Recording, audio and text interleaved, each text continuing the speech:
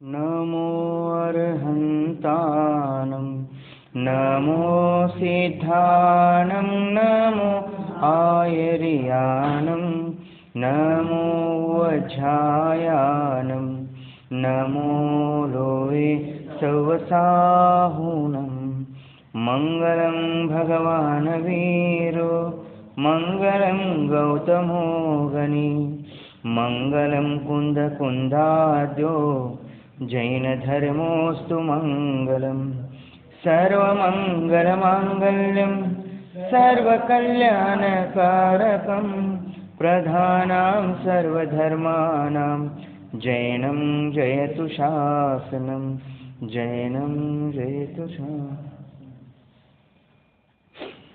ನಾವು ಬಾಲ್ಬೋಧ ಪಾಠಮಾಲೆಯಿಂದ ಹಿಡ್ಕೊಂಡ ನಮೋಕಾರ ಮಹಾಮಂತ್ರ ಚತ್ತಾರಿ ಮಂಗಲ್ ಪಾಠ ತೀರ್ಥಂಕರ ಭಗವಂತರ ಸ್ವರೂಪ ಅದಾದ ನಂತರ ದಿನಚರಿ ಹೇಗಿರಬೇಕು ಅದರ ಬಗ್ಗೆ ತಿಳ್ಕೊಂಡಿದ್ದು. ಅದರೊಳಗೆ ಮತ್ತು ಸ್ವಲ್ಪ ದೇವ ದರ್ಶನ ಬಗ್ಗೆ ನಾವು ಚರ್ಚೆ ಮಾಡಿದ್ದು. ದೇವ ದರ್ಶನ ಆದ ನಂತರ ಜೀವ ಮತ್ತು ಅಜೀವದ ಬಗ್ಗೆ. ಇಲ್ಲಿ ದೇವದರ್ಶನ ಮಾಡುವಾಗ ದೇವದರ್ಶನವನ್ನು ಅಷ್ಟಾಂಗದಿಂದ ಮಾಡಂತ ಹೇಳ್ತಾರೆ. ಇನ್ನು ಅಷ್ಟಾಂಗಗಳು ಯಾವಪ್ಪ ಅಂತಂದ್ರೆ 2 ಕಾಲ 2 ಕೈಯ ಎಷ್ಟದು ರೀ 4 ಒಂದು ಹೃದಯ ಮತ್ತೊಂದು ತಲೆ 6 ಅದು ಒಂದು ಪೀಠ ಒಂದು ಕಮರ ಇವೆಲ್ಲ ಕೂಡ ಎಷ್ಟಾಗ್ತಿತ್ತು ಅಂದರೆ 8 ಅದು. ಈ ರೀತಿಯಾಗಿ ಭಗವಂತರ ದರ್ಶನವನ್ನು ಅಷ್ಟಾಂಗದಿಂದ ಅಷ್ಟಾಂಗ ಯಾವ ಹೇಳ್ರಿ 2 ಕಾಲ 2 ಕೈಯ ಒಂದು ತಲೆ ಒಂದು ಹೃದಯ ಒಂದು ಪೀಠ ಒಂದು ಇದು ಕಮರ. ಸೊ ಈ ರೀತಿಯಾಗಿ ಭಗವಂತರ ದರ್ಶನವನ್ನು 8 ಅಂಗದಿಂದ ದರ್ಶನ ಮಾಡಂತ ಹೇಳ್ತಾರೋ. ಸಾಷ್ಟಾಂಗ ನಮಸ್ಕಾರ ಮಾಡಂತ ಹೇಳ್ತಾರೋ. ಮತ್ತು ನಾವು ನಮಸ್ಕಾರ ಮಾಡುವಾಗ ಮತ್ತು ಯಾರಾದರೂ ನಮಸ್ಕಾರ ಮಾಡಕತ್ತೀರಂದ್ರೆ ಅಷ್ಟು ವಿವೇಕ ಇರಬೇಕು. ಅದ್ರ ಮುಂದಿನ ನಾವು ಹಾದು ಹೋಗಬಾರ್ದು. ಮತ್ತು ಯಾವತ್ತೂ ದರ್ಶನ ಮಾಡುವಾಗ ಮತ್ತೊಬ್ರಿಗೆ ಬಸ್ತಿಯಾಗಿ ಯಾರಿಗೂ ಡಿಸ್ಟರ್ಬೆನ್ಸ್ ಆಗಬಾರ್ದು. ಹಂಗೆ ದರ್ಶನ ಮಾಡಬೇಕು. ಅದಾದ ನಂತರ ಬಸ್ತಿಯೊಳಗೆ ಏನು ಗಂಟೆ ಇಟ್ಟಿರ್ತಾರಲ್ಲ, ಗಂಟೆ ಕೆಲವೊಬ್ರು ಅದಕ್ಕೇನಂತಾರಪ್ಪ ಅಂದ್ರೆ ಸಮೋಶ್ರಣ ಸೂಚಕ ಅಂತ ಹೇಳ್ತಾರೋ. ಹೇಗಂದ್ರೆ ಗಂಟೆ ಬಾರಿಸಿದ ನಂತರ ಯಾವ ಧ್ವನಿ ಓಂ ಅಂತ ಹೇಳಿ ಬರ್ತಿತ್ತಲ್ಲ, ತೀರ್ಥಂಕರ ಭಗವಂತರ ದಿವ್ಯಧ್ವನಿ ಏನು ಹೊರಡ್ತಿತ್ತಲ್ಲ ಅದು ಓಂಕಾರ ಧ್ವನಿಯಿಂದ ಹೊರಡ್ತಿತ್ತಂತ. ಆ ಒಂದು ದೃಷ್ಟಿಯಿಂದ ಗಂಟೆ ಅಂತ ಹೇಳ್ತಾರೆ. ಮತ್ತೊಂದು ನೀವು ಗಂಟೆ ಬಾರಿಸಿದ ನಂತರ ಅದ್ರದ್ದೇನೇನು ಧುಣ್ ಇರ್ತಿತ್ತಲ್ಲ ಅದ್ರ ಧ್ವನಿ ಭಾಳೋ ತಕ ಇರ್ತೈತಿ. ಹಂಗೆ ನೀವು ಭಗವಂತರ ದರ್ಶನ ಏನು ಮಾಡ್ತೀರಲ್ಲ ಆ ದರ್ಶನ ಧುಣ್ಣ ಭಾಳೋ ತಕ ನಿಮ್ಮ ತಲೆಯಾಗಿರ್ಬೇಕು. ಆ ಒಂದು ಉದ್ದೇಶ ಅಷ್ಟ ಗಂಟೆದ ವಿಶೇಷ ಹೇಳಿದಾರೆ ಹೊರತಾಗಿ ಮತ್ತೇನು ವಿಶೇಷ ಶಾಸ್ತ್ರದಾಗ ಅದರ ಉಲ್ಲೇಖ ಇಲ್ಲ. ಇನ್ನು ಮತ್ತೊಂದು ನಿಮಗೆ ವಿಶೇಷವಾದ ಮಾತು ಹೇಳ್ತಾನೆ ಕೇಳ್ರಿ. ಬಾರಿಸೋದಿಲ್ಲ ರೀ. ಹಾಂ ಹಾಂ ಹಾಂ ಬಾರ್ಸಂಗಿಲ್ಲ. ಈಗ ಒಬ್ರು ಯಾರೇ ಬಾರಿಸಿರಪ್ಪ ಅಂತಂದ್ರೆ ಅದು ಕಂಟಿನ್ಯೂ ಧುಣ್ಣತೆ ಇರೋ ತನಕ ಮತ್ತೊಬ್ರು ಬಾರಿಸಬಾರ್ದು. ಇನ್ನು ಮತ್ತೊಂದು ಯಾರಾದರೂ ಅಲ್ಲಿ ಜಪ ತಪ ಮಾಡ್ತಿರ್ತಾರೋ ಹಂಗೆ ಡಿಸ್ಟರ್ಬೆನ್ಸ್ ಆಗ್ತಿತ್ತಪ್ಪ ಅಂತಂದ್ರೂ ಕೂಡ ಜೋರಾಗಿ ಬಾರಿಸಂಗಿಲ್ಲ, ಸಾವಕಾಶವಾಗಿ ಬಾರಿಸೋದು ಕೂಡ ಹೇಳಿದರು. ಅಂದ್ರೆ ಅಲ್ಲಿ ಬಸ್ದಿ ಒಳಗೆ ನಾವು ಯಾವುದೂ ಕಾರ್ಯಗಳನ್ನು ಮಾಡಿದಪ್ಪ ಅಂತಂದರೆ ಬೇರೆಯವ್ರಿಗೆ ಯಾವುದೇ ರೀತಿಯಿಂದ ನಮ್ಮಿಂದ ಏನಾಗಬಾರ್ದು ಅನಾನುಕೂಲ ಆಗಬಾರ್ದು ಅನ್ನೋ ಉದ್ದೇಶದಿಂದ ನಾವು ದರ್ಶನ ಮಾಡಬೇಕು. ಅದಾದ ನಂತರ ಜೀವ ಅಜೀವದ ಬಗ್ಗೆ ನಾವು ಚರ್ಚೆ ಮಾಡಕತ್ತಿದ್ದು. ನಾವು ಜೀವ ಅಜೀವ ಬಗ್ಗೆ ನಿಮಗೆ ಹೇಳಕತ್ತಾಗ ನಾ ಹೇಳಿದ್ದೆ ನೋಡ್ರಿ, ಜೀವ ಎದಕ್ಕಂದ್ರು ಯಾವುದು ಸುಖ ಮತ್ತು ದುಃಖದ ಅನುಭವ ಮಾಡ್ತದ ಅದಕ್ಕೆ ಜೀವಂತ ಕರೆದ್ರು. ಯಾವುದು ಸುಖ ಮತ್ತು ದುಃಖದ ಅನುಭವ ಮಾಡಂಗಿಲ್ಲ ಅದಕ್ಕೆ ಅಜೀವಂತ ಕರೆದ್ರು. ಈಗ ಪ್ರಶ್ನೆ ಉತ್ಪನ್ನ ಆಗ್ತದ, ರೋಗ ಶರೀರಕ್ಕಾಗಿತ್ತೋ ಏನು ಆತ್ಮಕ್ಕಾಗೈತಿ? ತಲೆ ನೋವು ಶರೀರಕ್ಕಾಗಿತ್ತೋ ಏನು ಆತ್ಮಕ್ಕಾಗೈತಿ? ಅಥವಾ ಕಾಲು ನೋವು ಎದಕ್ಕಾಗೈತಿ? ಶರೀರಕ್ಕಾಗಿತ್ತೋ ಅನ್ನೋ ಆತ್ಮಕ್ಕಾಗೈತಿ? ಶರೀರಕ್ಕಾಗಿ. ಆ್ಯಂಡ್ ನಮಗೆ ದುಃಖ ಯಾಕೆ ಆಗ್ತೈತಿ? ನಮಗೆ ಯಾಕೆ ದುಃಖ ಆಗ್ತೈತಪ್ಪ ಅಂತಂದ್ರೆ ಆ ಕಡೆ ಲಕ್ಷ್ಯ ಹೋಯ್ತಂದ್ರೆ ಮಾತ್ರ ದುಃಖ ಆಗ್ತದೆ. ಆ ಕಡೆ ಉಪಯೋಗ ಹೋಗ್ಲಿಲ್ಲಪ್ಪ ಅಂತಂದ್ರೆ ಯಾವುದೇ ಸಮಸ್ಯೆ ಇಲ್ಲ. ಸೊ ನಮಗೇನು ಸುಖ ಮತ್ತು ದುಃಖದ ಅನುಭವ ಆಗ್ತೈತಲ್ಲ ಅದಕ್ಕೆಲ್ಲ ಕಾರಣ ಏನಪ್ಪ ಅಂತಂದರೆ ನಮ್ಮ ಉಪಯೋಗ ಆ ಕಡೆ ಹೋಗೋದಕ್ಕಿಷ್ಟ. ಯಾಕಂದರೆ ಎಷ್ಟೋ ಸಲ ನಮಗೆ ನೋಡ್ರಿ ಖುಷಿ ಇತ್ತ ತಿಳ್ಕೊರಿ, ನಮ್ಮ ಶರೀರದಾಗ ಎಷ್ಟೇ ದುಃಖಗಳಾಗಲಿ ಅದು ಯಾವತ್ತೂ ದುಃಖ ರೂಪ ಅನ್ಸಂಗಿಲ್ಲ. ಆ್ಯಂಡ್ ಕೆಲವೊಂದು ಸಲ ನಾವು ಚಲೋನೇ ಇರ್ತಾವೆ ಕರೆ ಸಣ್ಣ ದುಃಖ ಕೂಡ ಭಾಳ ದುಃಖ ಅನ್ನಿಸ್ತದೆ. ಅಂದರೆ ನಮ್ಮ ಉಪಯೋಗ ಏನೈತಲ್ಲ ಅದನ್ನು ಆ ಕಡೆ ಕಳ್ಸಂಗಿಲ್ಲ. ಈಗ ದುರ್ಘಟನಾ ಆಕ್ಸಿಡೆಂಟ್ ಆಗ್ತೈತ್ರಲ್ಲ, ಅದು ಆಕ್ಸಿಡೆಂಟ್ ಅಂತೂ ಹೊರಗೆ ಆಗ್ತೈತಿ. ಎಲ್ಲಿ ಆಗ್ತೈತಿ? ಹೊರಗೆ ಆಗ್ತೈತೆ. ಅದನ್ನು ಒಳಗೆ ಎಂಟ್ರಿ ಮಾಡೋ ಬಿಡಂಗಿಲ್ಲ ಜ್ಞಾನಿ. ಏನು ಹೇಳೇನ್ರಿ? ಜ್ಞಾನಿ ಇದ್ದಾವ ದುರ್ಘಟನೆ ಆಕ್ಸಿಡೆಂಟ್ ಹೊರಗೆ ಆಗ್ತೈತೆ, ಅದು ಶರೀರಕ್ಕೆ ಆಗಿರ್ತೈತೆ, ಅದು ಒಳಗೆ ನೋವು ಆಗಬಾರ್ದಂಗೆ ಉಪಯೋಗ ಇಟ್ಕೋತಾರ. ಸೊ ನಿಮ್ಗೆ ದುಃಖದ ಏನು ಕಾರಣ ಐತಲ್ಲ ಅದಕ್ಕೆ ಆ ಕಡೆ ಲಕ್ಷ್ಯಕ್ಕೆ ಹೋಗೋದೈತೆ ಇಷ್ಟ. ಈಗ ನಮಗೂ ಎಷ್ಟೋ ಒಂದು ತಲೆಯಾಗಿ ಇರ್ತಾವ್ರಲ್ಲ, ಚಿಂತೆಗಳು ಕಾಡ್ತಿರ್ತಾವೆ. ಪ್ರತಿಯೊಬ್ಬರಿಗೂ ಚಿಂತೆಗಳು ಕಾಡ್ತಾವೆ, ಏನಾದರೂ ಒಂದು ಚಿಂತೆ ಕಾಡ್ತಾವೆ. ಅವು ಎದಕ್ಕೆ ಕಾಡ್ತಾವು? ಆ ಕಡೆ ಲಕ್ಷ್ಯ ಹೋಯ್ತಂದ್ರನ ಚಿಂತೆ ಕಾಡ್ತಾವೆ. ಆಯ್ತು, ಅದಕ್ಕೆ ನಾವೇನು ಮಾಡಬೇಕು? ನಮ್ಮ ಉಪಯೋಗವನ್ನು ಆ ಕಡೆ ಲಕ್ಷ್ಯಕ್ಕೆ ಹೋಗಬಾರದಂಗೆ ಪ್ರಯತ್ನ ಪಡಬೇಕು. ಅದಕ್ಕೋಸ್ಕರ ದರ್ಶನ ಮಾಡುವಾಗಲಿ ಜೀವ ಸ್ವರೂಪ ಇವು ಸಾಮಾನ್ಯ ಸ್ವರೂಪದವ ಅಷ್ಟೇ ಕರೆ. ಮತ್ತೊಂದು ಇವೆಲ್ಲ ಸ್ವರೂಪವನ್ನು ತಿಳ್ಕೊಂಡ ನಂತರ ಸಹಜವಾಗಿ ನಮಗೆ ಆನಂದದ ಅನುಭವ ಆಗ್ತೈತಿ. ಇನ್ನು ಮತ್ತೊಂದು ಶಾರೀರಿಕ ಕಷ್ಟಗಳು ಎರಡು ಥರ, ಒಂದು ಮಾನಸಿಕ ಕಷ್ಟ, ಒಂದು ಶಾರೀರಿಕ ಕಷ್ಟ. ಎಲ್ಲಕ್ಕಿಂತ ಹೆಚ್ಚು ತ್ರಾಸ ಯಾವ್ದು ಕೊಡ್ತೈತಿ ಹೇಳ್ರಿ? ಶಾರೀರಿಕ ಒಂದು ಮಾನಸಿಕ ಹೆಚ್ಚು. ಆ್ಯಂಡ್ ದೇವಲೋಕದಾಗ ಮಾನಸಿಕ ಹೆಚ್ಚಿತ್ತು, ಒಂದು ಶಾರೀರಿಕ ಹೆಚ್ಚೈತ್ರಿ. ಮತ್ತು ದೇವಲೋಕ ಬಯಸ್ತಿರ್ಲಿ ಖಾಯಂ, ನಮಗೆ ದೇವಲೋಕ ಸಿಗಲಿ ಅಂತ ಖಾಯಂ. ನಮಗೇನು ಸಿಗಲಿ? ದೇವಲೋಕ ಸಿಗಲಿ ಅಂತ. ದೇವಲೋಕದಾಗ ಹೆಚ್ಚು ದುಃಖ ಇರೋದು ಯಾವ್ದಾ? ಮಾನಸಿಕ ದುಃಖ. ಇಲ್ಲಿ ನೋಡ್ರಿ, ಇಡೀ ಜಗತ್ತಿನಾಗ ಇಲ್ಲಿ ತನಕ ಯಾವ ಒಬ್ಬರೇ ತಲೆ ನುಸಿತೈತೆ ಆತ್ಮಹತ್ಯೆ ಮಾಡ್ಕೊಂಡಿದ್ದಾರೆ? ಇಲ್ಲ. ಅಥವಾ ಕ್ಯಾನ್ಸರ್ ರೋಗ ಆಗೈತೈತೆ ಹೇಳಿ, ಅಥವಾ ಏನಾದರೂ ಕಾಲು ನೋವು ಆಗೈತೈತಿ, ಕೈ ನೋವು ಆಗೈತೈತಿ, ಯಾರು ಶಾರೀರಿಕ ಪೀಡಾದಿಂದ ಯಾರೂ ಇಲ್ಲಿ ತನಕ ಆತ್ಮಹತ್ಯೆ ಮಾಡ್ಕೊಂಡಿಲ್ಲ. ಆತ್ಮಹತ್ಯೆ ಮಾಡ್ಕೊಂಡಿದ್ದಾರಪ್ಪ ಅನ್ನೋದಕ್ಕೆ ಕಾರಣ ಏನ? ಮಾನಸಿಕ ದುಃಖ. ಅಂತ ಆ ಮಾನಸಿಕ ದುಃಖ ಕೇವಲ ಭಗವಂತರ ಉಪದೇಶ, ಸ್ವಾಧ್ಯಾಯ, ಚಿಂತನ ಮನದಿಂದ ಮಾತ್ರ ಹೋಗ್ಲಕ್ಕೆ ಸಾಧ್ಯ. ಹೊರಗಡೆ ಯಾವ ಉಪಾಯ ಮಾಡೋದ್ರಿಂದನೂ ಹೋಗಕ್ಕೆ ಸಾಧ್ಯ ಇಲ್ಲ. ಅದಕ್ಕೋಸ್ಕರ ಶಾರೀರಿಕವಾಗಿ ನಾವು ಎಷ್ಟೇ ವ್ಯಾಯಾಮ ಮಾಡಿ ಚಲೋ ಇಟ್ಕೋಬೋದು, ಬಟ್ ಒಳಗೆ ಆಂತರಿಕ ಏನು ದುಃಖ ಐತಲ್ಲ, ಆ ಆಂತರಿಕ ದುಃಖ ಮಾಡೋಕೆ ಒಂದೇ ಉಪಾಯ ಏನಪ್ಪ ಅಂದ್ರೆ ಸ್ವಾಧ್ಯಾಯ.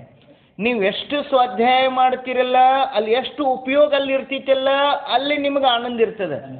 ಉಪಯೋಗ ಅಲ್ಲಿಂದ ಹೊರಗೆ ಬತ್ತು ಮತ್ತು ದುಃಖಕ್ಕೆ ಪ್ರಾರಂಭ ಆಗ್ತೈತಿ. ಸೊ ನಾವು ಜಬರ್ದಸ್ತಿ ಪುರುಷಾರ್ಥ ಪೂರ್ವಕ ಅಲ್ಲಿ ಹಾಕ್ಲಕ್ಕೆ ಪ್ರಯತ್ನ ಪಡಬೇಕು. ಸೊ ಈ ರೀತಿಯಾಗಿ ಸಾಮಾನ್ಯ ಸ್ವರೂಪ ಇತ್ತು. ಅದಾದ ನಂತರ ಈಗ ನಾವು ಚರ್ಚೆ ಮಾಡ್ಕತ್ತಿ ವಿಷಯ ಏನಪ್ಪ ಅಂತಂದ್ರೆ ಆದಿನಾಥ ತೀರ್ಥಂಕರ ಬಗ್ಗೆ ಹೇಳ್ತೇನೆ ರೀ. ಆದಿನಾಥ ತೀರ್ಥಂಕರ ಬಗ್ಗೆ ನೀವು ಸಾಮಾನ್ಯವಾಗಿ ಚರ್ಚೆ ಮಾಡಿದೆವು. ವಿಶೇಷವಾಗಿ ನಿಮಗೊಂದು ಸ್ವಲ್ಪ ಹೇಳ್ತೇನೆ ಕೇಳ್ರಿ. ನಾನು ನಿಮಗೆ ಮೊನ್ನೆ ಹೇಳಿದ್ದೆ, ರಾಮಚಂದ್ರಜಿ ಹೆಸರು ಹೇಳಿದ ನಂತರ ಅಥವಾ ರಾಮಚಂದ್ರಜಿ ಹೆಂಡತಿ ಹೆಸರು ಹೇಳಿದ ನಂತರ ಎಲ್ಲರಿಗೂ ನೆನಪಿರ್ತೀವಿ ಸೀತಾ ಅಂತೇಳಿ. ಆದ್ರೆ ಆದಿನಾಥ ತೀರ್ಥಂಕರ ತಂದೆ ತಾಯಿ ಹೆಸರು ಕೇಳ್ರಿ ಯಾರಿಗೂ ಗೊತ್ತಾಗಂಗಿಲ್ಲ. ಇದರರ್ಥ ಅಷ್ಟು ಹೊರಗಡೆ ಪ್ರಪಂಚ ಬಗ್ಗೆ ನಮಗೆ ಗೊತ್ತೈತಿ, ಖರೆ ನಮ್ಮ ತೀರ್ಥಂಕರ ಬಗ್ಗೆ ನಮ್ಗೆ ಗೊತ್ತಿಲ್ಲ. ಈಗ ಆದಿನಾಥ ತೀರ್ಥಂಕರ ಸ್ತುತಿ ಯಾವ ಸ್ತೋತ್ರದಾಗ ಮಾಡಿದಾರೆ ಹೇಳ್ರಿ? ಭಕ್ತಾಂಬರ ಸ್ತೋತ್ರದಾಗ. ಆ ಭಕ್ತಾಂಬರ ಸ್ತೋತ್ರದೊಳಗೂ ಕೂಡ ಮಾನುತುಂಗ ಆಚಾರ್ಯ ಏನು ಮಾಡಿದಾರಲ್ಲ, ಅದರೊಳಗೂ ಮಾನುತುಂಗ ಆಚಾರ್ಯ 1000 ಅಥವಾ 1500 ವರ್ಷಗಳ ಹಿಂದ್ಗಡೆ ಆ ಸಮಯದೊಳಗೆ ಭಾಳ ಜನ ಮಾನುತುಂಗ ಆಚಾರ್ಯ ಆಗಿದ್ದಾರೆ. ಬಟ್ ಆ ಭಾಳ ಜನ ಮಾನುತುಂಗದೊಳಗೆ ಯಾವ ಮಾನುತುಂಗ ಆಚಾರ್ಯ ಅದನ್ನು ಬರ್ತಾರೆ ಯಾರಿಗೆ ಗೊತ್ತಿಲ್ಲ. ಇನ್ನು ಮತ್ತೊಂದು ವಿಶೇಷ, ನೀವು ಭಕ್ತಾಂಬರ ಸ್ತೋತ್ರದೊಳಗೆ 2 ಪದ ತೆಗೆದ್ರಿ ಅಂದ್ರೆ ಯಾವ 2 ಪದ? ಒಂದು ಯುಗಂ ಯುಗಾದೋ, ಮತ್ತೊಂದು ಪ್ರಥಮಂ ಜಿನೇಂದ್ರಂ. ಇವು 2 ಶಬ್ದ ನೀವು ತೆಗೆದ್ರಿ, ಅವ್ರ ಭಕ್ತಾಂಬರ ಸ್ತೋತ್ರ 24 ಜನ ತೀರ್ಥಂಕರ ಸ್ತೋತ್ರ ಐತ್ರ. ಇವು 2 ಶಬ್ದ ಏನು ಹೇಳ್ತೈತಿ ಅಂದ್ರೆ ಆದಿನಾಥ ತೀರ್ಥಂಕರ ಸ್ತುತಿ ಅಂತ ಹೇಳೋದು ಇವು 2 ಶಬ್ದ. ಯಾವ್ದ? ಯುಗಂ ಯುಗಾದೋ, ಪ್ರಥಮಂ ಜಿನೇಂದ್ರಂ. ಇವು 2 ಶಬ್ದ ನೀವು ತೆಗೆದ್ರಿ, ಆ ಈ ಭಕ್ತಾಂಬರ್ 24 ಜನ ತೀರ್ಥಂಕರ ಸ್ತೋತ್ರ ಐತೆ. ಇದು ಪ್ರಥಮ ಜಿನೇಂದ್ರತೆ ಹೇಳಿ ಅದೇನು ತೋರಿಸ್ತಿದಪ್ಪ ಅಂತಂದ್ರೆ ಮೊದಲನೇ ತೀರ್ಥಂಕರ ಅಂತೇಳಿ ಹೆಸರು ಉಲ್ಲೇಖ ಮಾಡಿಲ್ಲ. ಯುಗಂ ಯುಗಾದು, ಯುಗಂ ಅಂದರೆ ಯುಗಕ್ಕೆ ಸ್ಟಾರ್ಟಿಂಗ್ ಯಾರಿದ್ದಾರಲ್ಲ ಆ ಉದ್ದೇಶದಿಂದ ಆದಿನಾಥ ಅಂತ ಹೇಳಿದ್ದಾರೆ. ಬಟ್ ಪರ್ಟಿಕ್ಯುಲರ್ ಆಗಿ ತೀರ್ಥಂಕರ ಹೆಸರು ಮಾನುತುಂಗಾಚಾರ್ಯ ಎಲ್ಲಿ ಕೊಟ್ಟಿಲ್ಲ. ಆ ಒಂದು ಉದ್ದೇಶದಿಂದ ಮಾತ್ರ ಭಕ್ತಾಂಬರ ಸ್ತೋತ್ರವನ್ನ ಆದಿನಾಥ ಸ್ತೋತ್ರ ಅಂತ ಕರೀತಾರೆ. ಇನ್ನು ಭಗವಾನ್ ಆದಿನಾಥ ತೀರ್ಥಂಕರ ಮತ್ತು ಭಕ್ತಾಂಬರ ಸ್ತೋತ್ರವನ್ನು ಯಾವಾಗೂ ಕೂಡ ಸಂಕಟ ದೂರ ಸಲುವಾಗಿ ಓದಬಾರ್ದು. ಇನ್ನು ಮತ್ತೆ ನಿಮ್ಗೊಂದು ಪ್ರಶ್ನೆ ಕೇಳ್ತಾನೆ, ಯಾವ ಕಣ್ಣು ಹೊಡೆದ್ರೆ ಚಲೋ ಆಗ್ತೈತ್ರಿ ಮನುಷ್ಯಾಗ ಮನ್ಯಾಗ? ಎಡಗನ್ ಹೊಡೆದ್ರೆ ಚಲೋನು ಅನ್ ಬಲಗನ್ ಹೊಡೆದ್ರೆ ಚಲೋನು?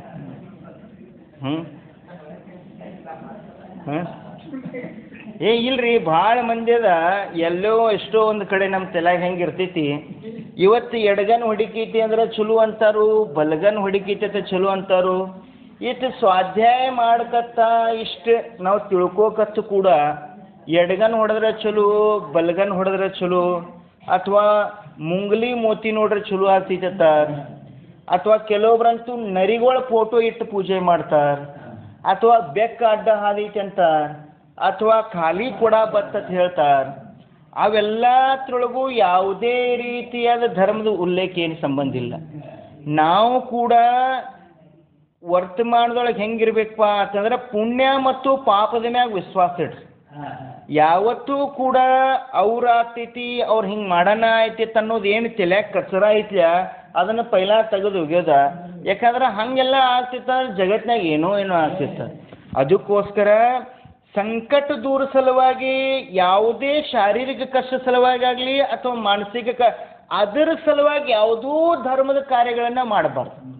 ಸಹಜವಾಗಿ ನೀವು ಮಾಡ್ರಿ, ಅದು ಸಹಜವಾಗಿ ಪ್ರಾಪ್ತಿ ಆಗ್ತದೆ. ಇನ್ನು ಮತ್ತೊಂದು ಪ್ರಶ್ನೆ, ಈಗ ನಿಮಗೆ ಕ್ಯಾನ್ಸರ್ ಆಗೈತಿ, ಕ್ಯಾನ್ಸರ್ ಆಗೈತಿ, ಬಸ್ತಿಗೆ ಬಂದ್ರಿ, ಕಡಿಮೆ ಆಯ್ತು, ಇದು ಚಮತ್ಕಾರೋ? ಏನು ಕ್ಯಾನ್ಸರ್ ನಿಮಗೆ ಆಗೋದು ಇತ್ತು, ಅದನ್ನು ಆಗುನ ಗುಡ್ಡಿಲ್ಲ, ಇದು ಚಮತ್ಕಾರ? ನಮಗೆ ಚಮತ್ಕಾರ ಯಾವ್ದು ಅನಿಸ್ತೈತಿ ಹೇಳ್ರಿ? ಈಗ ನನಗೆ ಕ್ಯಾನ್ಸರ್ ಆಗಿತ್ತು, ಬಸ್ತಿಗೆ ಬಂದಿನ, ಬಸ್ತಿಗೆ ಬಂದ ನಂತರ ನನಗದು ಕಡಿಮೆ ಹೋಯ್ತದ, ದೂರ ಆಯ್ತದ.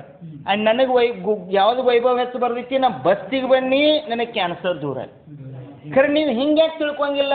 ನಿಮಗೆ ಕ್ಯಾನ್ಸರ್ ಬರೋದಿತ್ತ, ಅದನ್ನು ಬರೋಣ ಗುಡ್ಡಿಲ್ಲ ನಾವು ಭಗವಂತ.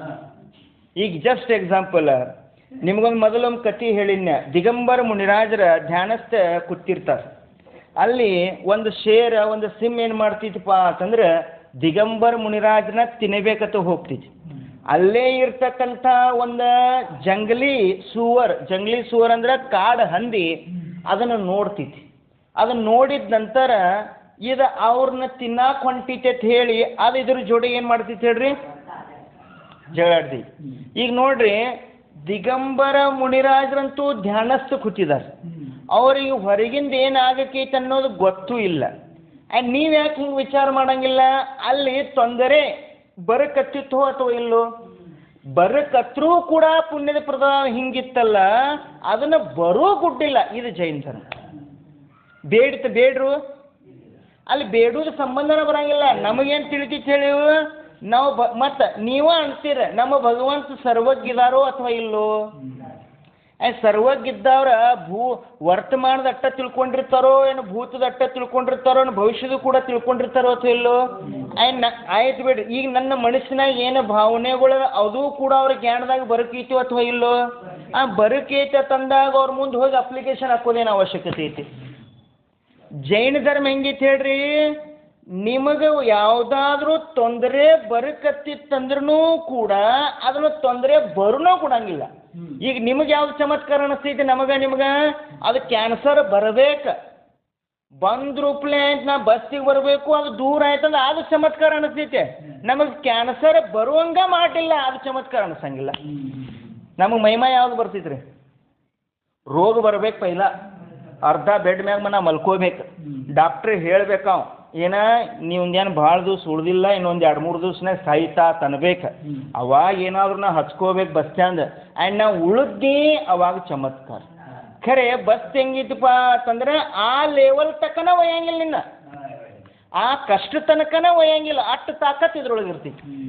ಅದಕ್ಕೋಸ್ಕರ ಧರ್ಮದ ಯಾವುದೂ ಕಾರ್ಯವನ್ನ ಮಾಡುವಾಗ ಯಾವುದೇ ರೀತಿಯಾದ ಸಂಸಾರದ ವಿಷಯ ಭೋಗಗಳ ಇಚ್ಛಾ ಇಟ್ಕೊಂಡು ಬಸ್ಸಿಗೆ ಬರೋದಿಲ್ಲ.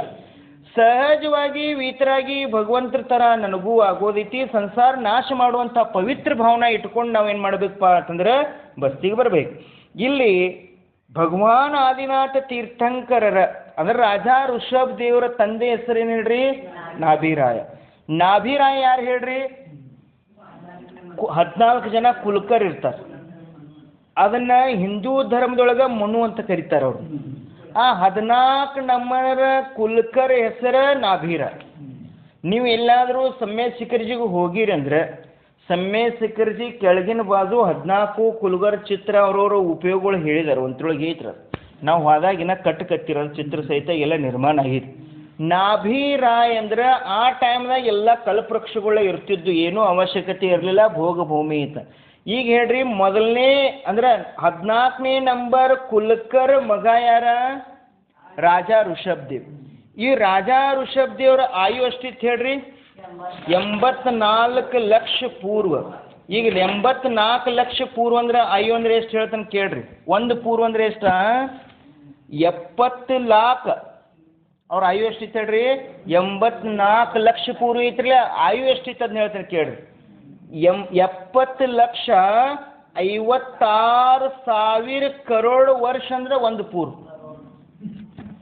ಹಂಗೆ ಎಷ್ಟಿತ್ತು ಹೇಳ್ರಿ ಅವ್ರದ?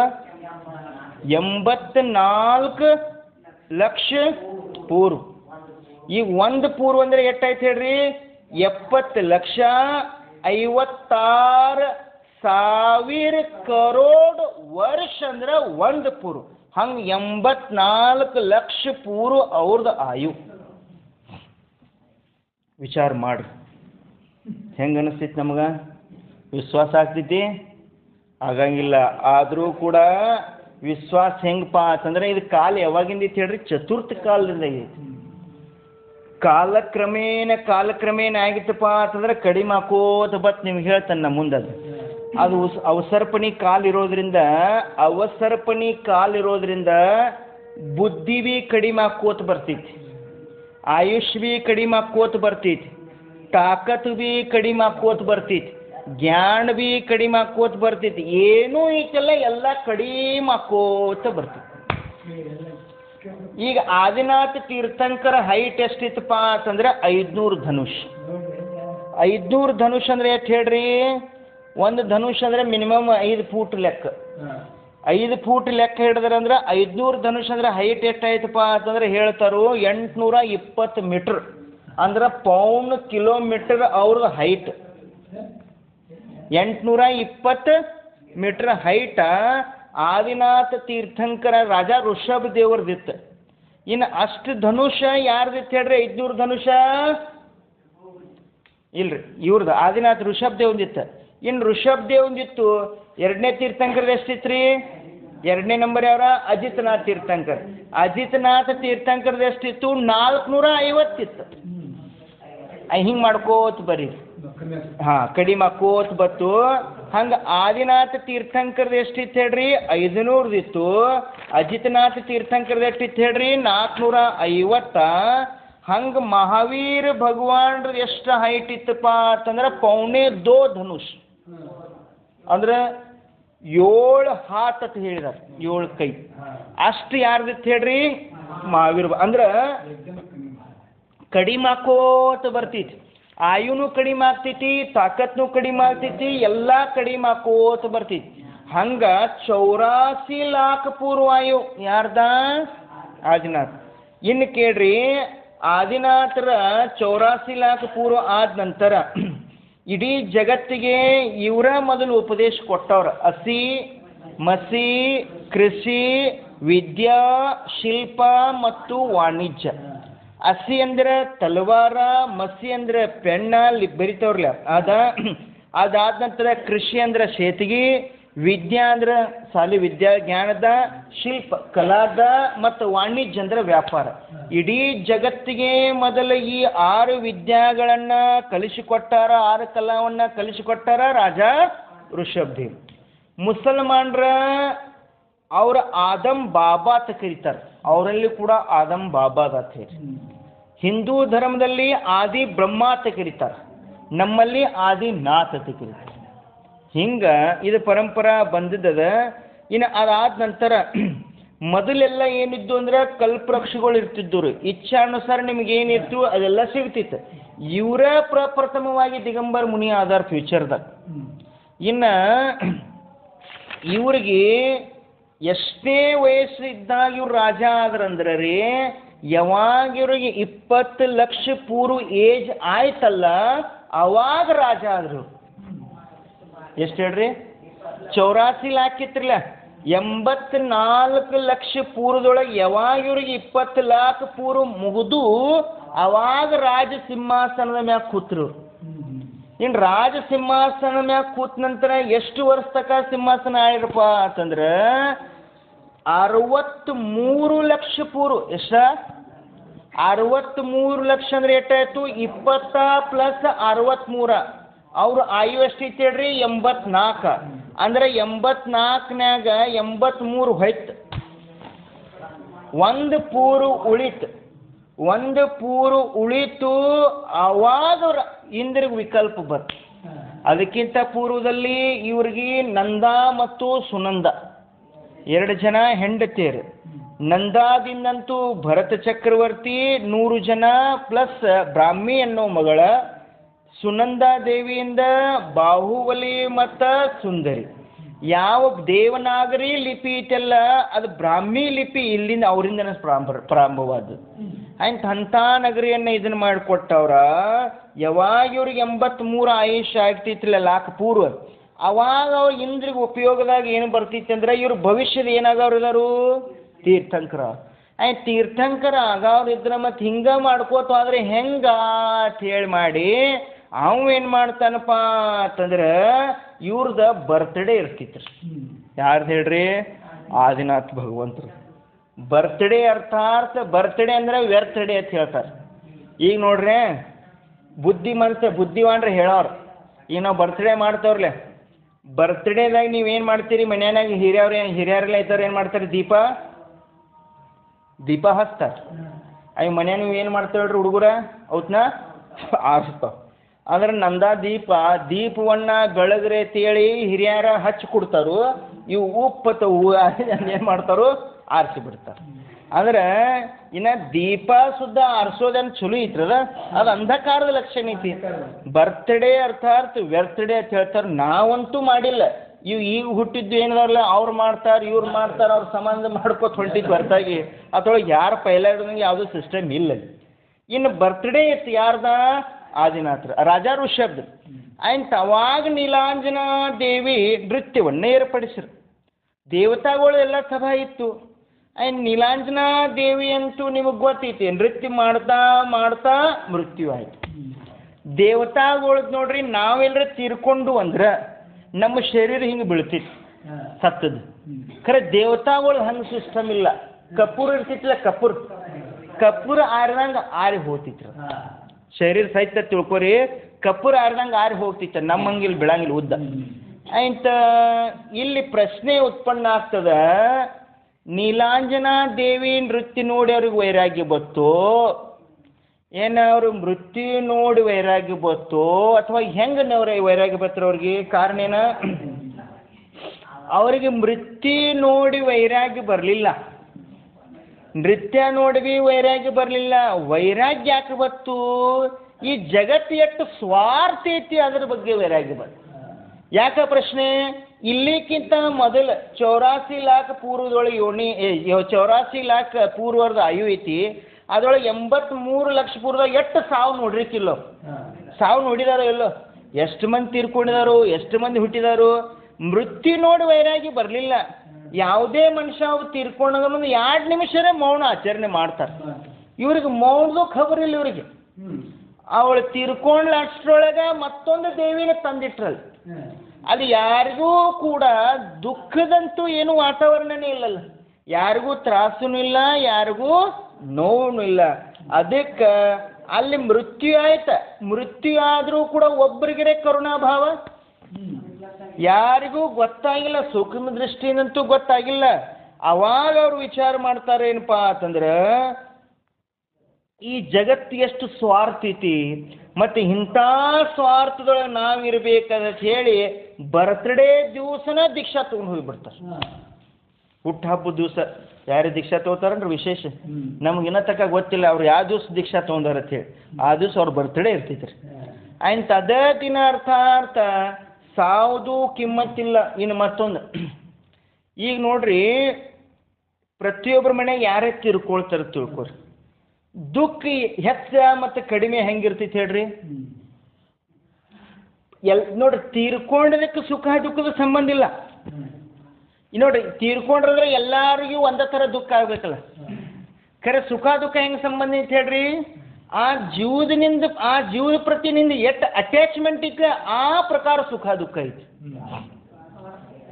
ಆ ಜೀವ ಕೆಲವೊಬ್ರಂತೂ ಸಾಯಿಲತ್ ಹೇಳಿ ಮನುಷ್ಯನಾಗ ಹತ್ತಿರ್ತಾರೆ, ಕೆಲವೊಂದು ಸಹಜವಾಗಿ ಸಾಯ್ತಾವ. ಅದ್ರೊಳಗೆ ಕೆಲವೊಂದು ಏನು ಸಾಯ್ತಾವಲ್ಲ ಅದ್ರೊಳಗೆ ಅವ್ರಿಗೆ ಸುಖ ದುಃಖ, ಅವ್ರಿಗೆ ದುಃಖ ಕುಡ್ದೈತೆ ಅಂತೀರೇನು ಅವ್ರಿಗೆ? ಕೆಲವೊಬ್ರಂತೂ ಒಳಗಿಂದ ಒಳಗೆ ಸಾಯಿಲೆ ಅಂತಿರ್ತಾರಲ್ಲ ಅವ್ರಿಗೇನೋ ಸುಖದ ಕಾರ. ಅಂದ್ರೆ ಜಗತ್ನಾಗ ಏನು ಪರಿಣಾಮ ಸಿಚುವೇಶನ್ ಬರ್ತಲ್ಲ ಎಲ್ಲರಿಗೂ ಒಂದೇ ಥರ ಆಗ್ತಾವತ್ತೇನಿಲ್ಲ. ಅದ ಮರಣ ಕೆಲವೊಬ್ಬರಿಗೆ ಸುಖಕ್ಕೂ ಕಾರಣ ಆಗ್ಬೋದು, ಅದ ಮರಣ ಕೆಲವೊಬ್ಬರಿಗೆ ದುಃಖಕ್ಕೂ ಕಾರಣ ಆಗ್ಬೋದು. ಯಾವ ಜೀವಕ್ಕೆ ಅದು ಮೋಸ್ಟ್ ಅಟ್ಯಾಚ್ಮೆಂಟ್ ಐತಿ ಅದಕ್ಕೆ ದುಃಖ ಕಾರಣ ಆಗ್ತೈತಿ. ಮತ್ತು ಅವು ಆದಷ್ಟು ಚಲೋ ಅವ್ನ ಪಾಲ್ ನಂಗೆ ಸಿಕ್ಕಿತ್ತಪ್ಪ ತನ್ನವ್ರಿಗೆ ದುಃಖನೇ ಇಲ್ಲ. ಮತ್ತೊಂದು, ಯಾವತ್ತು ಧರ್ಮ ಮಾಡೋದಿತ್ತಂದ್ರೆ ಭಾಳ ಭಾಳ ಪವಿತ್ರತೆ ಇರಬೇಕು ಮತ್ತು ಅನ್ಯಾಯ ಅನೀತಿ ಇದ್ರಲ್ಲಿ ಭಾಳ ವಿವೇಕ ಇರಬೇಕು. ನೋಡ್ರಿ, ನ್ಯಾಯಪೂರ್ವಕ ಸಂಪಾದನೆ ಮಾಡಬೇಕು, ವಿವೇಕಪೂರ್ವಕ ಏನು ಮಾಡಬೇಕಪ್ಪ, ನ್ಯಾಯಪೂರ್ವಕ ಸಂಪಾದನೆ ಮಾಡಬೇಕು, ವಿವೇಕಪೂರ್ವಕ ಖರ್ಚು ಮಾಡಬೇಕು, ಮತ್ತು ಉತ್ಸಾಹಪೂರ್ವಕ ದಾನ ಕೊಡಬೇಕು ಅಂತ ಹೇಳ್ತಾರೆ ಶಾಸ್ತ್ರ. ಏನು ಹೇಳಿನ್ರಿ? ನ್ಯಾಯ ನೀತಿ ಪೂರ್ವಕ ಧರ್ಮದ ಸಂಪಾದನೆ ಮಾಡಬೇಕು, ವಿವೇಕಪೂರ್ವಕ ಧನದ ಖರ್ಚು ಮಾಡಬೇಕು, ಮತ್ತು ಮೂರನೇದೇನಪ್ಪ ಅಂದ್ರೆ ಉತ್ಸಾಹದಿಂದ ದಾನ ಕೊಡಬೇಕು. ದಾನ ಕೊಡ್ತೋ ಖರೆ ಹಳ್ಯಾಳ್ಸಂಗಿಲ್ಲ. ಅವ್ ಹೆಚ್ಚು ಕೊಟ್ಟ ನಾನು ಜರ ಹೆಚ್ಚು ಕೊಟ್ಟನೆ ಅನ್ನೋದು ಹಿಂದಿನ ಹಳ್ಯಾಳ್ಸ್ಕೊತ ಕೊಂಡೋದಿಲ್ಲ. ಇನ್ನು ಮತ್ತೊಂದು ಹೇಳ್ತಾನೆ ಕೇಳಿ. ಯಾವ ಬಸ್ತಿಗೆ ಬಂದ ವರ್ತಮಾನ ಸುಖದ ಅಪೇಕ್ಷೆ ಮಾಡ್ತಾನಲ್ಲ ಅವ ಪಾಪದ ಭಾಗಿದಾರಿ ಆಗ್ತಾನೆ, ಪಾಪವನ್ನ ಕಟ್ಕೋತಾನೆ. ಯಾವ ಬಸ್ತಿಗೆ ಬಂದ ಮುಂದಿನ ಭವದ ಅಪೇಕ್ಷೆ ಪಡ್ತಾನಲ್ಲ ಅವ ಪುಣ್ಯದ ಭಾಗ್ಯದಾರಿ ಆಗ್ತಾನೆ. ಮತ್ತು ಯಾವ ಸಾದಿ ಅನಂತದ ಸುಖದ ಸಲುವಾಗಿ ಅಪೇಕ್ಷೆ ಪಡ್ತಾನಲ್ಲ ಅವ ಧರ್ಮ ಮಾಡ್ತಾನೆ. ನಮಗೆ ಮೂರು ತೊಳಗೆ ಯಾವ ಬೇಕಾಗಿರೋ ಸಾದಿ ಅನಂತ ಇದ ಬಹು ಸಾಕು ಸುತ್ತ. ಏನು ಹೇಳ್ರಿ? ಪುಣ್ಯ ಮತ್ತು ಪಾಪ ಧರ್ಮ ಮೂರು ಹೇಳಿ ನಿಮ್ಗನ್ನ. ಯಾವ ಜೀವ ಬಸ್ತಿಗೆ ಬಂದ ವರ್ತಮಾನ ಸುಖ, ವರ್ತಮಾನದ ಹೆಂಗ ಇದೊಂದು ಭೌದಾಗ ಇದೊಂದು ವಯಸ್ಸ ಇದೊಂದು ಪಾರ ಅದ್ರ ಸಾಕು. ಮುಂದಿನ ಯಾವ ನೋಡಿದ ಇದೊಂದು ಇರು ತಕಾರೆ ಚಲೋ ತಂಗಿದ್ದು ಎಲ್ಲರೂ ನನ್ನ ಜೋಡಿ ವ್ಯವಹಾರ ಮಾಡ್ಕೋತ ಇದೊಂದು ಭವ ಹೆಂಗರೆ ಮಾಡಿ ಅಣ್ಣಾವ್ ಯಾವ ತಿಳ್ಕೊಂಡು ಬಸ್ಸಿಗೆ ಬರ್ತಾವ ಪಾಪನ ಮಾಡ್ತಾ. ಯಾವ ಮುಂದಿನ ಭವಾರೇ ಏನ್ರಿ ಚಲೋ ಆಗ್ಲಿಪ್ಪ ಅಂತ ತಿಳ್ಕೊಂಡ ದಾನ ಧರ್ಮ ಮಾಡ್ತಾ ಅದಕ್ಕೆ ಅವ್ನು ಪುಣ್ಯ ಆಗ್ತಿತ್ತ. ಗೊತ್ತಾಯ್ತೇನ್ರಿ? ಮುಂದಿನ ಭವ ಚಲೋ ಆಗ್ಲಿ ಅಂತೇಳಿ ದಾನ ಧರ್ಮ ಮಾಡ್ಕೋಬೇಕು. ಯಾಕಂದ್ರೆ ಮುಂದಿನ ಭವರೇ ಚಲೋ ಆಗಲಿ ದಾನ ಮಾಡ್ತಾ ಸಂಯಮ ತಗೋತಾ ಏನ್ರಿ ಆ ಒಂದು ದೃಷ್ಟಿಯಿಂದ ನಾವು ಪುಣ್ಯದ ಭಾಗಿದಾರಿ ಆಯ್ತಾ. ಯಾವ ಬಸ್ತಿಗೆ ಬಂದ ಸಾದಿ ಅನಂತ ಕಾಲ ತೊಳಕ ನನಗೆ ಸುಖ ಬೇಕಂತ ಅನಿಸ್ತಾವ ಸಹಜವಾಗಿ ಧರ್ಮ ಪ್ರಾಪ್ತಿ ಮಾಡ್ಕೋತ. ಅದಕ್ಕೆ ನಮ್ಮ ಅಪೇಕ್ಷೆ ನಮ್ಮ ನಾಲ್ಗ್ಯಾಗ ಏನೈತದ ಭಾಳ ವಿಚಾರ ಐತಿ. ನಾವು ವರ್ತಮಾನ ಸುಖದ ಅಪೇಕ್ಷೆ ಮಾಡ್ತವೋ ಏನು ಮುಂದಿನ ಭಾವವನ್ನು ಸುಧಾರಿಸಿದ್ರೆ ಸಾಕು, ಏನು ಮುಂದಿನ ಅನಂತ ಕಾಲ ತನಕ ನಾವು ಸುಖಿ ಆಗ್ಬೇಕಾದ್ರೆ ಇಚ್ಛಾ ಪಡ್ತೀರಿ. ಆ ಪ್ರಕಾರ ನಮಗೆ ಪುಣ್ಯ ಮತ್ತು ಪಾಪದ ನಿರ್ಧಾರ ಐತಿ.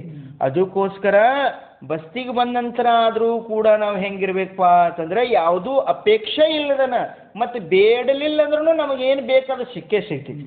ಅದಾದ ನಂತರ ನಾ ಹೇಳ್ತಿದ್ನಿಲ್ಲಿ, ಯಾವಾಗ ಆ ಒಂದು ನೋಡಿದ್ರಲ್ಲ ಇಂಥ ಸ್ವಾರ್ಥ ಜಗತ್ತ ಅಲ್ಲಿ ಸತ್ತದು ಖಬರಿಲ್ಲ ಯಾರಿಗೂ. ಮತ್ತು ಸಭಾ ಚಾಲೂನ ಆಯ್ತಲ್ಲ, ದೇವ ಮತ್ತೇನು ಮಾಡಿದ ಅವ್ರ ಸಭಾದಾಗ ವಿಘ್ನ ಆಗ್ಬಾರ್ದಂತ ಮತ್ತೊಂದು ದೇವತೆ ಅದೇ ರೀತಿ ಮಾಡಿದ. ಓಹೋ ಇಂಥ ಕರುಣಾ ಜನ ಇಲ್ಲದ ಅಂತ ನಂಗೆ ಬ್ಯಾಡ ಅಂತೇಳಿ ದೀಕ್ಷಾ ತೊಗೊಂಡ್ರೆ. ದೀಕ್ಷಾ ತೊಗೊಳತ್ನ್ಯಾಗ ಇವ್ರು ನೋಡಿ 4,000 ಜನ ತೊಗೊಂಡಿರ್ತಾರೆ ದೀಕ್ಷಾ. ಎಷ್ಟ? 4,000 ಜನ ತೊಗೊಂಡ್ರು. ಇವ್ರಂತೂ ಆಗಿನ ಅಂತ ಭಗವಂತರ ದೀಕ್ಷಾ ತೊಗೊಂಡು ಹೋಗಿ ಮೌನ ಕೂತ್ ಬಿಟ್ರಿ. ಹಿಂಗೆ ಐತಿ ಉಳ್ಕಿದವ್ರಿಗೆ ಏನು ಮಾಡ್ಬೇಕು ಗೊತ್ತೇ ಇಲ್ರಲ್ಲ. ಇವ್ರ ಥಂಡಿ ಹತ್ತಕೈತು, ಇವ್ರಿಗೆ ಮತ್ತೆ ಏನೇನೋ ಹತ್ತಕೈತು, ಹಸು ಹಾಕತ್ತು, ಏನೇನೋ ಹಾಕೈತು. ಹಿಂದಿಂದ ಇವ್ರು 4,000 ಮಂದಿ ಎಲ್ಲ ಭ್ರಷ್ಟ ಆಗಿಬಿಡ್ತಾರೆ ರೀ. ಭ್ರಷ್ಟ ಆಗಿ ಬಿಡಾನ ಅವಾಗ ಸೋದರ ಮಿಂದ ಬಂದು ಹೇಳ್ತಾನೆ, ತಮ್ಮ ಕೊಡ್ರೆ ಇದೇನು ಮಾಡ್ತಿದ್ರಿ, ತಪ್ಪು ಮಾಡ್ತಿದ್ರಿ ಅಂಥೇಳಿ ಮತ್ತವ್ರು ವಾಪಸ್ ಹೆಂಗಿದ್ರಲ್ಲ ಹಂಗೆ ಆತ. ಯಾಕಂದ್ರೆ ಇವರ ಪ್ರಪ್ರಥಮವಾಗಿ ದಿಗಂಬರ ಮುನಿ ಆದವ್ರ. ದಿಗಂಬರ ಮುನಿಪನ ಹೆಂಗಿರ್ತೈತಿ, ಆಹಾರಚರ್ಯ ಹೆಂಗಿರ್ತೈತಿ ಗೊತ್ತಿಲ್ಲ. ಇವರು ಅವ್ನು ನೋಡಿ ತೊಗೊಂಡ್ರು. ಇವ್ರಿಗೆ ಹಸು ಹಾಕತ್ತು, ಇವ್ರಿಗೆ ಥಂಡಿ ಹತ್ತಕೈತಿ, ಇವ್ರಿಗೆ ತ್ರಾಸ ಹಾಕೈತಿ. ಇವರು ತಡ್ಕೊಂಡ್ರು ಇದೇನು ನಮ್ಮ ಕೈಲೆ ಅಂತ ಮುನಿ ಧರ್ಮದ ವಿರುದ್ಧ ಕಾರ್ಯವನ್ನ ಮಾಡ್ಕತ್ರು. ತಾವು ಬಂದು ಹೇಳ್ದ, ತಮ್ಮ ಇದು ಮುನಿ ಧರ್ಮ ವಿರುದ್ಧ ಕಾರ್ಯದ, ಇದು ಚಲೋ ಇಲ್ಲ ಅಂತ ಹೇಳಿದಾಗ ಅವ್ರು ಮತ್ತೆ ಹೆಂಗಿದ್ರು ಹಂಗ ಆದ್ರು. ಇನ್ನು ನೋಡ್ರಿ, ಭಗವಾನ್ ನಮ್ಮ ಆದಿನಾಥ ತೀರ್ಥಂಕರಾಗಲಿ ಅಥವಾ ಕಮಠ ಆಗಲಿ, ಕಮಠ ಪಾಶ್ನಾಥ್ ತೀರ್ಥಂಕರಿಗೆ ಉಪಸರ್ಗ ಮಾಡುವ ಸಮಯದೊಳಗೆ ಪಾಶ್ನಾಥ್ ತೀರ್ಥಂಕರಿಗೆ ಅಷ್ಟು ಶಕ್ತಿ ಇತ್ತೋ ಇಲ್ಲೋ ಆ ಕಮಠದ ಉಪಸರ್ಗ ದೂರ ಮಾಡುವಟ್ಟ ಇತ್ತೋ ಅಥವಾ ಇಲ್ಲೋ ನೋಡ್ರಿ. ಆ ಕಮಠ ಉಪಸರ್ಗ ದೂರ ಮಾಡುವಂತ ಶಕ್ತಿ ವರ್ತಮಾನದವರೆಲ್ಲ ಇತ್ತ, ಆದ್ರೆ ಆ ಕಡೆ ಲಕ್ಷ್ಯ ಕೊಟ್ರನ ಇಲ್ಲ. ನೋಡ್ರಿ, ಭಾಳ ವಿಚಾರ ಐತಿ ಇದ್ರೊಳಗೆ. ನಮಗೆ ಸ್ವಲ್ಪ ಏನಾದರೂ ಪ್ರಾಪ್ತ ಆಯ್ತಂದ್ರೆ ಅವ್ರ ಕಡೆನ ತಲೆ ಕೆಡಿಸ್ಕೊಳಕ್ಕೆ ಹೋತವನು. ಜ್ಞಾನಿ ಧರ್ಮಾತ್ಮ ಇದ್ದಾವ ಅಜ್ಞಾನಿಗಳ ಜೋಡಿ ಬೆಳಕೋ ಹೋಗಂಗಿಲ್ಲ ನಾವು ಪೈಲ, ಆ ಕಡೆ ಲಕ್ಷ್ಯ ಭೀ ಕೊಡಂಗಿಲ್ಲ. ಅವ್ರು ಉಪಸರ್ಗ ಕಡೆ ಲಕ್ಷ್ಯ ಕೊಡ್ಡಿಲ್ಲ ಅವ್ರು ಮತ್ತೆ ಮನಸ್ಸು ಮಾಡ್ರೆ ಒಂದು ವಿಶೇಷ ಏನಪ್ಪ ಅಂತಂದ್ರೆ ಅವ್ರ ಹತ್ರ ತಾಕತ್ತಿದ್ದ ಖರೆ ವೃದ್ಧಿ ಇತ್ತು, ಖರೆ ಅದನ್ನು ಪ್ರಯೋಗ ಮಾಡಲಿಲ್ಲ ಅವ್ರು. ಅದೇ ರೀತಿಯಾಗಿ ಯಾವಾಗ ಇವ್ರು ದೀಕ್ಷಾ ತಗೊಂಡ್ರು ಆದಿನಾಥ ಪ್ರಭು, ಋಷಭ್ ದೇವ್ ರಾಜ ಮುನಿ ಮೂರು ದಾರಿ ಅಂತಿದ್ರು, ಮತಿ ಶ್ರುತ ಅವಧಿ. ಇನ್ನು ಮನ ಪರ್ಯ ಜ್ಞಾನ ಇತ್ತು, ವಿಶೇಷ ಜ್ಞಾನದಿಂದ ಪ್ರತಿದಿನ ಬರ್ತಿದ್ರ ಆಹಾರಚರ್ಯಕ. ಆಯ್ತು ಇವ್ರಿಗೆ ಹೆಂಗೆ ಪಡಗಾನ ಮಾಡೋದು ಯಾವ ಒಬ್ಬಗೂ ಗೊತ್ತಿಲ್ಲ. ಬರೋರ ನಿಲ್ಲವ್ರ, ಯಾವ ಒಬ್ಬ ರತ್ನ ತೋರ್ಸವ ಮತ್ತೊಬ್ಬ ಯಾರು ಹುಡುಗಿನ ತೋರ್ಸದ ಮದುವೆ ಮಾಡ್ಕೋತಾರ ಅಂತೇಳಿ ಈ ರತ್ನ ಬ್ಯಾಡ ಅಂತೇಳಿ ಬಿಟ್ಟು ಹೋಗಿರ್ತಾರೋ ಮತ್ತು ಅವ್ರಿಗೆ ರತ್ನ ತೋರ್ಸ್ಕತ್ರು. ಇಲ್ಲಿ ಪ್ರಶ್ನೆ, ಅಲ್ಲಿ ಆದಿನಾಥ ಪ್ರಭು ತಮ್ಮ ಸ್ವಲ್ಪ ಸಮಯ ಏನರೇ ತಗೊಂಡು ತಮ್ಮ ಜ್ಞಾನದಿಂದ ಇಲ್ಲಿ ಏನು ಸಮಸ್ಯೆ ಆಗಕೈತಿ ಅಂತ ತಿಳ್ಕೊಂಡು, ನನ್ನ ಆಹಾರ ಅಂತೂ ಇನ್ನು 7 ತಿಂಗಳು 9 ದಿವಸ ತಕ ಅಂತೂ ಆಗಂಗಿಲ್ಲ. 6 ತಿಂಗಳ ಮೌನ ಇದ್ರು, 6 ತಿಂಗಳಾದ ನಂತರ 7 ತಿಂಗಳು 9 ದಿವಸ ತನಕ ಆಹಾರ ಸಿಕ್ಕಿಲ್ಲ ಇವ್ರು. ಸ್ವಲ್ಪ ಜ್ಞಾನದ ಪ್ರಯೋಗ ಮಾಡಿ ದಿವಸ ನಗರಕ್ಕೂ ಹೋಗಿ ಅಲ್ಯಾನ ಮುನಿ ಇತ್ತಿನ ಮಾಡ್ಕೋತ ಹೋಗಿತ್ತನು, ಒಮ್ಮೆ ಜ್ಞಾನದ ಪ್ರಯೋಗ ಮಾಡಿ ಡೈರೆಕ್ಟ್ ನನ್ನ ಆಹಾರ ರಾಜ ಶ್ರೇಯಾಂಶ ಮನ್ಯಾಗ ಆಗೋದೈತಿ, ಸುಮ್ಮ ಯಾಕೆ ತಿರುಗಾಡೋದೈತಿ ಅಂತ ಹೇಳಿ ಮಾಡ್ರು ಇಲ್ಲ. ಇನ್ನು ಮತ್ತೊಂದು, ಈ ಮಂದಿಗೆ ಪಾಪ ಗೊತ್ತಾಗುವ ಆಹಾರ ಹೆಂಗೆ ಮಾಡ್ಕೋಬೇಕಂತೆ ಇವ್ರದೊಂದೊಂದು ಕ್ಲಾಸ್ ತಗೊಳಲ್ಲ.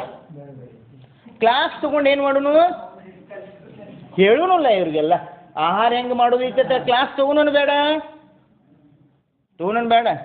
ತಗೊಂಡ್ರು ತೋದ್ರನ್ರಿ. ಅದಕ್ಕೆ ಪೈಲಾದರ ಅವ್ರು ಪ್ರಯೋಗ ಮಾಡ್ರೆ ಆಗ್ತಿತ್ತೋ ಅಥವಾ ಇಲ್ಲೋ.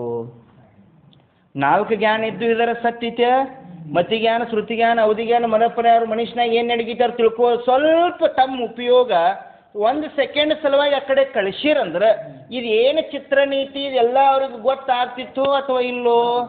ಆಗ್ತಿತ್ತು. ಆದರೂ ಕೂಡ ಅವರು ತಮ್ಮ ಉಪಯೋಗವನ್ನು ಆ ಕಡೆ ಹಾಕಿರೇನ್ರಿ? ಇಲ್ಲ. ಯಾರಿಗಾರ 1 ತಾಸು ಕ್ಲಾಸ್ ತೊಗೊಂಡ್ರೆ ಭೀ ನಡೀತಿತ್ತು. ಹಿಂಗಿತ್ತಪ್ಪ, ಹಿಂಗೆ ಮಾಡೋದಿರ್ತೈತಿ, ನಿಮಗೆ ಗೊತ್ತಿಲ್ಲ ಅಂತ ಹೇಳ್ರು.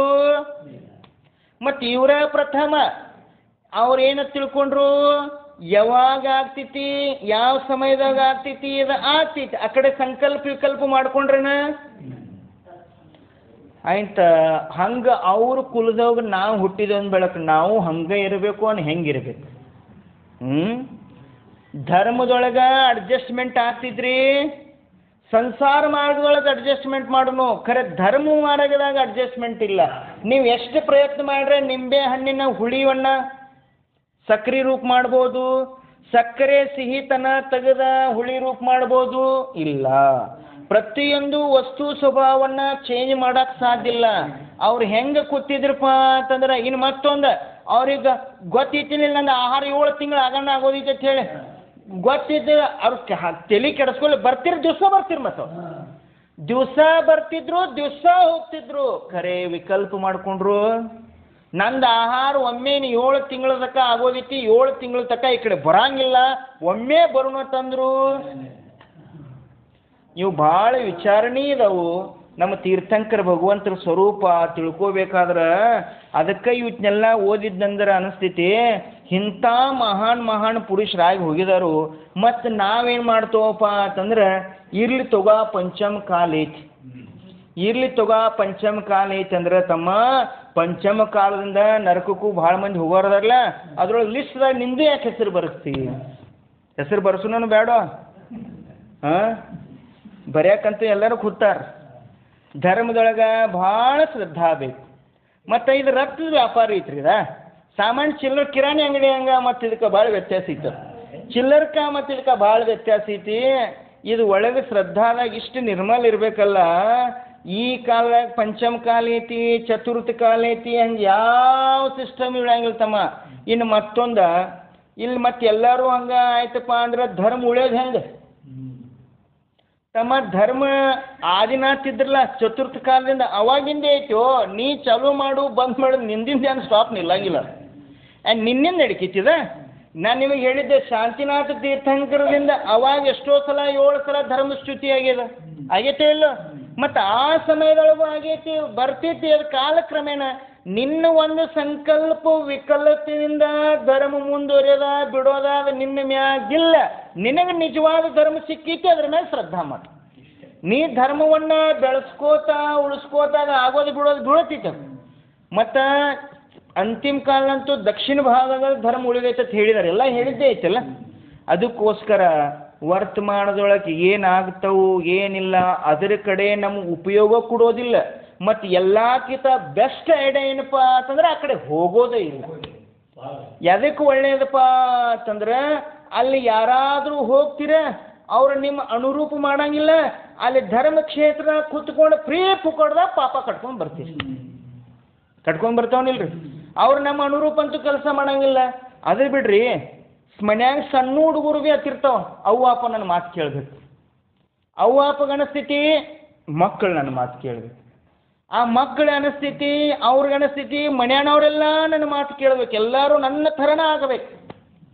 ಅಷ್ಟಕ್ಕೂ ಸಮಾಧಾನ ಆಗಂಗಿಲ್ಲ. ಗಲ್ಯಾಗ ನಂದು ನಡಿಬೇಕು. ಕೊಟ್ರಾಗ ಗಲ್ಯಾಗ ನಡಿಲಿಲ್ಲ ಅಂದ್ರೂ ಸಮಾಜದಾಗರೆ ನಂದು ನಡಿಬೇಕು.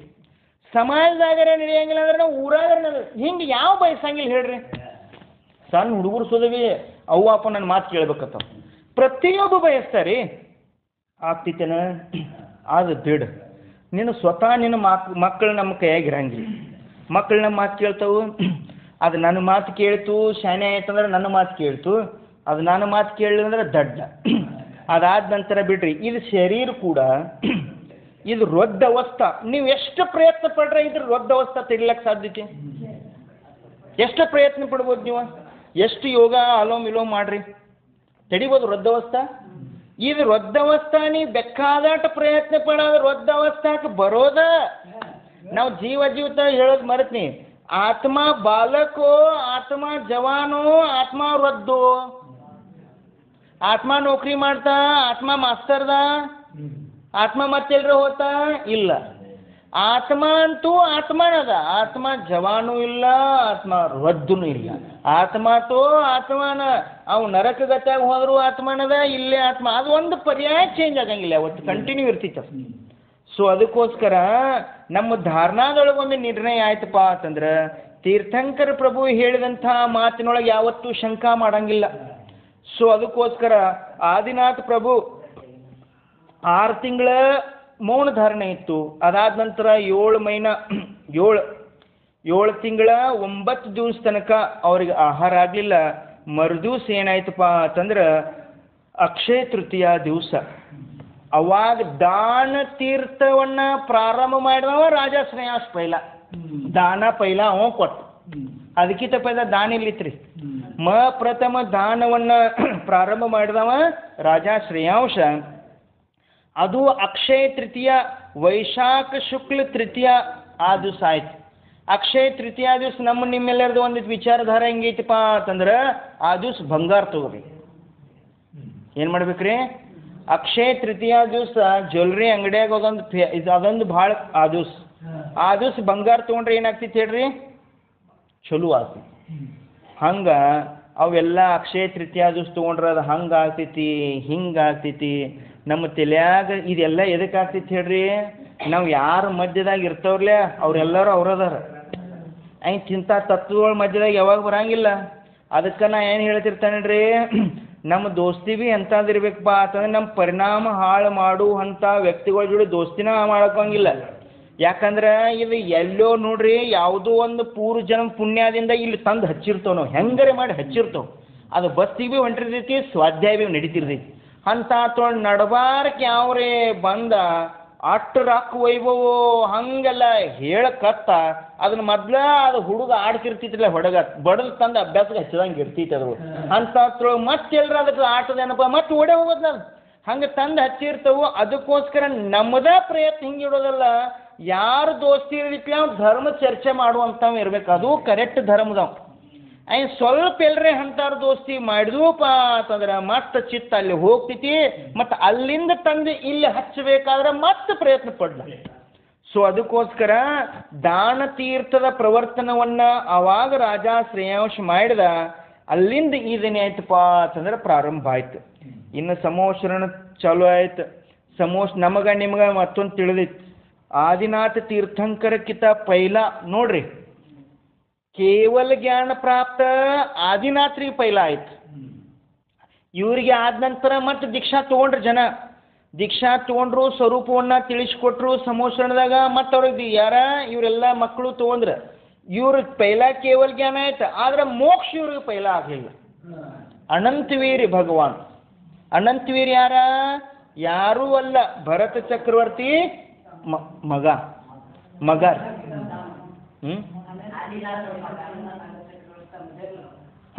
ಅಣ್ತಮ್ರು. ಇವ್ರೇನು ಮತ್ತೊಂದು ಋಷಭ ಸೇನೆ ಯಾರಪ್ಪ ಅಂತಂದ್ರೆ ಆದಿನಾಥ ತೀರ್ಥಂಕರ ಗಣದರ, ಗೊತ್ತಾಯ್ತ್ರಿ. ಸೊ ಅನಂತವೀರಿ ಪೈಲ ಮೋಕ್ಷಕ್ಕೆ ಹೋದ್ರು. ಇನ್ನು ಆದಿನಾಥ ಕಿತವಿ ಪೈಲ ಮತ್ತೊಬ್ರು ಮೋಕ್ಷಕ್ಕೆ ಹೋದ್ರು. ಯಾರು ಹೇಳ್ರಿ? ಬಾಹುಬಲಿ ಸುದ್ದವಿ ಆದಿನಾಥ ತೀರ್ಥಂಕರ ಪೈಲ ಮೋಕ್ಷಕ್ಕೆ ಹೋಗಿದ್ದಾರೆ. ಆಮೇಲೆ ಇವರೆಲ್ಲರೂ ಕಳಿಸಿ ಆಯ್ತು ಆದಿನಾಥ ತೀರ್ಥಂಕರು ಹೋದ್ರು. ಅಂದ್ರೆ ಟೋಟಲ್ ಆಗಿ ಇನ್ನು ಮತ್ತೊಂದು ವಿಶೇಷತೆ ಅದು ನಾಳೆ ಚರ್ಚೆ ಮಾಡೋಣ ಅಂತ. ಬಾಹುಬಲಿ ಭಗವಾನ್ರ ಕಾಮದೇವ್ ಇದ್ರಿ, ಅನಂತವೀರಿ ಭಗವಾನ್ ಇವರು ಅವ್ರಕ್ಕಿಂತ ಪೈಲ ಮೋಕ್ಷಕ್ಕೆ ಹೋದ್ರೆ. ಆದಂತರ ಆದಿನಾಥ ತೀರ್ಥಂಕರ್ ಏನಿದ್ರಲ್ಲ ಅವರು ಆಮೇಲೆ ಮೋಕ್ಷಕ್ಕೆ ಹೋಗ್ತಾರೋ ಅದು ಮತ್ತೊಂದು ಸ್ವಲ್ಪ ಚರ್ಚೆ ಅದ. ಅರ್ಥಾತ್ ಅಲ್ಲೇನು ಚರ್ಚೆ ಐತಪ್ಪ ಅಂತಂದ್ರೆ ಮಾರೀಚಿ ಚರ್ಚೆ ಬರ್ತದೆ. ಅದರೊಳಗೂ ಕೂಡ ಭಾಳ ತಿಳ್ಕೋ ವಿಷಯ ಐತಿ. ಅದನ್ನು ಸ್ವಲ್ಪ ಶಾಂತ ಚಿತ್ತದ ವಿಚಾರ ಮಾಡಿದ್ವಪ್ಪ ಅಂತಂದ್ರೆ ನಮ್ಮಲ್ಲೇ ಆಗಲಿ ನಿಮ್ಮ ಮನ್ಯಾಗ ಎಲ್ಲೂ ಏನು ಟೆನ್ಷನ್ ಆಗ್ತಾವಲ್ಲ, ಯಾರ ಬಗ್ಗೆ ಇವ್ರು ಯಾಕೆ ಹಿಂಗೆ ಅವ್ರು ಯಾಕೆ ಹಿಂಗೆ, ಆ ಒಂದು ಉದಾಹರಣೆಯನ್ನು ನೆನೆಸ್ಕೊಂಡುಪ್ಪ ಅಂತಂದ್ರೆ ಅಷ್ಟ ಶಾಂತಿ ಸಿಗ್ತಿತ್ತು ನಮ್ಗೆ. ಸೊ ಮಾರೀಚಿದ ಮತ್ತು ಅವಂಗೆ ಮತ್ತೆ ಹೆಂಗೆ ಮುಂದೆ ಅಲ್ಲಿ ಮಾರೀಚಿ ಅಲ್ಲಂತೂ ಅವ ಭೀ ದೀಕ್ಷಾ ತೊಗೊಂಡಿದ್ದು ಅಲ್ಲಿ ಭ್ರಷ್ಟ ಅದ. ಆದರೆ ಮುಂದೆ ಎಂಥ ಪರ್ಯಾಯ ಅದು ಸೇರ್ಕಿ ಪರ್ಯಾಯದೊಳಗೆ ಹಂಗೆ ಏನಾಯಿತು ಸಮ್ಯಕ್ ದರ್ಶನ ಪ್ರಾಪ್ತಿ ಆಯಿತು 10 ದೌಭವದ ಮೊದಲು. ಸೊ ಅದ್ರ ಚರ್ಚೆ ಅದ, ಅದನ್ನು ನಾಳೆ ಮಾಡೋಣಂತ. ಸೊ ಈ ರೀತಿಯಾಗಿ ರಾಜ ಋಷಭ್ ದೇವ್ರು ಇದ್ದವ್ರ. ಮುನಿ ಋಷಭ್ ದೇವ್ ಆದರು. ಮುನಿ ಋಷಭ್ ದೇವ್ ಆದಿಗೆ ಸಮೋಸನದೊಳಗೆ ವಿರಾಜಮಾನದಾರು. ಇಡೀ ಜಗತ್ತಿಗೆ ಮುನಿ ಧರ್ಮ ಮೊದಲು ಎಲ್ಲಾಗಿತ್ತು ತಿಳಿಸ್ಕೊಟ್ಟಾರೋ ಇರ ಧರ್ಮ ಸ್ವರೂಪವನ್ನು ತಿಳಿಸ್ಕೊಟ್ಟವ್ರು. ಹಿಂಗೆ 84 ಲಾಖ ಪೂರ್ವ ಆಯು ಇದ್ದವ್ರು. ನಿಮ್ಗೆ ಹೇಳಿ ಗಾಬರಿ ಆಗುವಂಥ ವಿಷಯ ಹಿಂಗೆಲ್ಲ ಕೇಳ್ರಿ ಹೆಂಗೆ ಅನಿಸ್ತೈತಿ. ಅವಸರ್ಪಣಿ ಕಾಲದಿಂದ ಹಿಂಗೆ ಕಡಿಮೆ ಹಾಕೋತ ಬಂದದ. 20 ವರ್ಷನೇ ವಯಸ್ಸೊಳಗೆ ಏನಾದ್ರಪ್ಪ ಅಂತಂದ್ರೆ ರಾಜ ಸಿಂಹಾಸನದ ಮ್ಯಾಗ ಕೂತ್ಕೊಂಡ್ರು. 63 ಲಾಖ ಪೂರ್ವ ತನಕ ರಾಜ್ಯಭಾರ ಮಾಡಿ ಲಾಸ್ಟಕ್ಕೆ 1 ಲಕ್ಷ ಒಂದು ಪೂರ್ವ ಇರ್ತಪಕ್ಕೆ ಏನಾಗ್ತೈತಿಪ್ಪ ಅಂತಂದ್ರೆ ದೀಕ್ಷಾ ತೋತಾರ ಯಾವಾಗ ಬರ್ತ್ಡೇ ದಿವಸ. ಸೊ ಈ ರೀತಿಯಾಗಿ ಆದಿನಾಥ ತೀರ್ಥಂಕರ ಬಗ್ಗೆ ಮತ್ತು ಭಕ್ತಾಂಬರ ಸ್ತೋತ್ರದ ನಿಮಗೆ ಹೇಳ್ನೆ. ಭಕ್ತಾಂಬರ ಸ್ತೋತ್ರ ಅಂತೂ 24 ಜನ ತೀರ್ಥಂಕರ ಸ್ತುತಿ ಅದ. ಬಟ್ ಅಲ್ಲಿ 2 ಶಬ್ದ ಯಾವ ಬರ್ತಾವಪ್ಪ ಅಂದ್ರೆ ಯುಗಂ ಯುಗಾದೋ ಪ್ರಥಮಂ ಜಿನೇಂದ್ರ ಅಂತ ಹೇಳಿ ಬಂದಾಗ ಅದು ಡೈರೆಕ್ಟ್ ಯಾರಿಗೆ ಹೋಗ್ತೈತಿ ಹೇಳ್ರಿ? ಆದಿನಾಥ ತೀರ್ಥಂಕರಿಗೆ ಹೋಗ್ತದ. ಸೊ ಹಂಗೆ ನೋಡ್ಕೋಯ್ತಂದ್ರೆ ಅದು 24 ಜನ ತೀರ್ಥಂಕರ ಸ್ತುತಿ ಅದ. ಸೊ ಈ ರೀತಿಯಾಗಿ